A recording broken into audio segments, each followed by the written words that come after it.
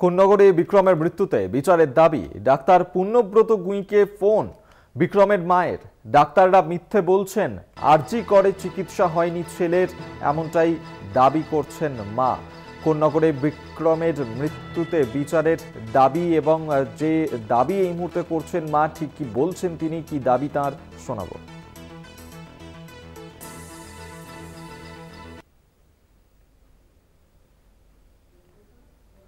আপনাদেরকে শোনাবো, তবে আরো একবার জানিয়ে রাখবো যে কোন্নগরে বিক্রমের মৃত্যুতে বিচারের দাবি। ডাক্তার পুণ্যব্রত গুঁইকে ফোন বিক্রমের মায়ের।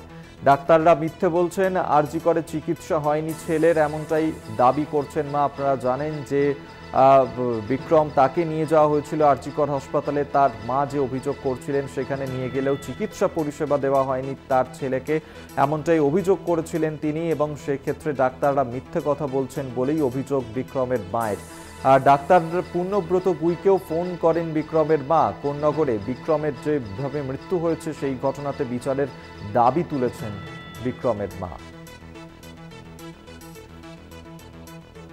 আপনাদের আরোগ্য জানিয়ে রাখবো, কোন্নগরের বাসিন্দা বিক্রম, তার চিকিৎসা দেয়নি আরজিকর হাসপাতালে, এমনটি অভিযোগ করেছেন তার মা। আরো বিস্তারিত জানবো পাপ্পু সাঁতরা এই মুহূর্তে টেলিফোনে রয়েছেন প্রতিনিধি। পাপ্পু, মায়ের কি অভিযোগ?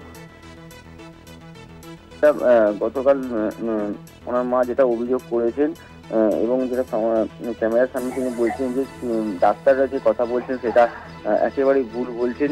এবং তৃণমূল সাংসদ অর্থাৎ অভিষেক বন্দ্যোপাধ্যায়ের যে টুইট, সেই টুইটকে সমর্থন করে তিনি জানাচ্ছেন যে একেবারেই তিনি ঠিক বলেছেন। কেননা তিনি বলছেন যে তিনি যখন হসপিটালে তিনি গিয়েছিলেন তার ছেলেকে নিয়ে, বারবার কিন্তু এক বিল্ডিং থেকে আর এক বিল্ডিং এবং ডাক্তারদের আসার নিয়ে বারবার তিনি অনুরোধ করেছিলেন, কাউকেই পাননি। সুতরাং যে তার ছেলের যে সঠিক ট্রিটমেন্ট, সেটা চিকিৎসা সেটা কিন্তু হয়নি। তার জেরেই তার ছেলেকে মৃত্যুর কোলে ঢলে পড়তে হয়েছে, এমনটাই কিন্তু চাঞ্চল্যকর অভিযোগ করছে ছেলের মা।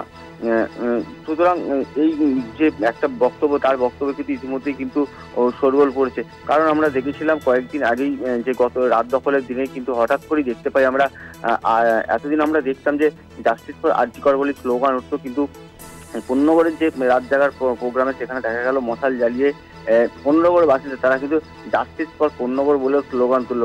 অর্থাৎ বলা যেতে পারে যে যেমন আরজি করের ঘটনা নিয়ে গোটা বাংলা যে ইতিমধ্যে যেরকম প্রতিবাদে ঝরেছে, পাশাপাশি কোন্নগর কিন্তু একটা নতুন করে কিন্তু আন্দোলনের পথে এগোচ্ছে বলে এমনটাই দেখা যাচ্ছে। তার সাথে সাথে কিন্তু এই মায়ের যে বক্তব্য একটা গুরুত্বপূর্ণ কিন্তু ভূমিকা পালন করবে। ধন্যবাদ তোমায় পাপ্পু সাঁতরা, আমাদের সঙ্গে টেলিফোনে ছিলেন প্রতিদিন।